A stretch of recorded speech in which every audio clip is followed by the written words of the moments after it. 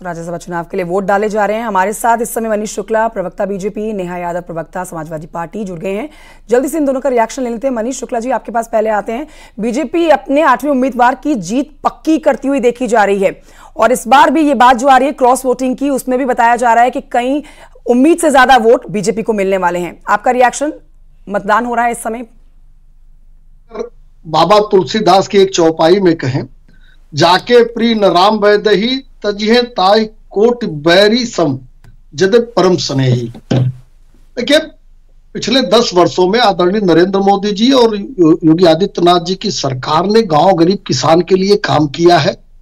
आज जो विकास की नीति चल रही है उसके नाते से तमाम लोग अंतरात्मा की आवाज पर राज्यसभा में भारतीय जनता पार्टी और एनडीए के पक्ष में वोट डालते हैं।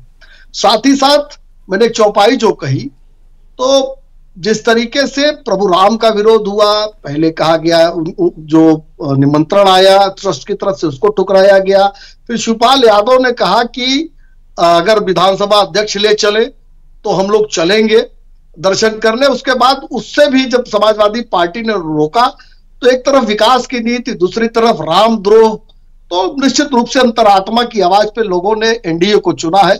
और जिसको भी विकास पसंद है, जिसको भी गांव गरीब तक बुनियादी सुविधाएं पहुंचाना पसंद है, जिसको भारत का स्वाभिमान पूरे विश्व में फहराए, भारत का डंका बजे, जिसको भी पसंद है वो भारतीय जनता पार्टी और राजद के साथ। ठीक है, नेहा यादव जी से भी एक जल्दी से रिएक्शन ले लेते हैं। नेहा जी, आज समाजवादी पार्टी के लिए अच्छी खबरें कम आ रही हैं, आपका रिएक्शन? इस समय वोटिंग चल रही है।